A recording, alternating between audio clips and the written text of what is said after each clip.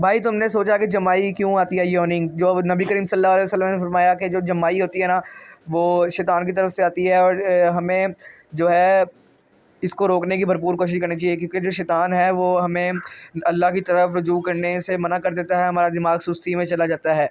और जो साइंटिस्ट का मानना ये है कि साइंटिस्ट कहते हैं कि जो सी जमाई होती है, योनिंग होती है, वो हमारी रेस्ट में जाने की अलामत होती है, अच्छी सेहत की अलामत होती है। फेफड़े रेस्ट में चले जाते हैं और ब्रेन भी एकदम फुल रेस्ट मोड में ऑन हो जाता है।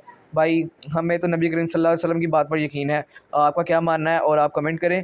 और अल्लाह हमें अपने हिफ्ज़ मान में रखे। बाकी इस चैनल पे जो नया उसको सब्सक्राइब करें, वीडियो को लाइक करें, ज़्यादा से ज़्यादा शेयर करें और मिलते हैं नेक्स्ट वीडियो में। तब तक के लिए अल्लाह हाफ़िज़।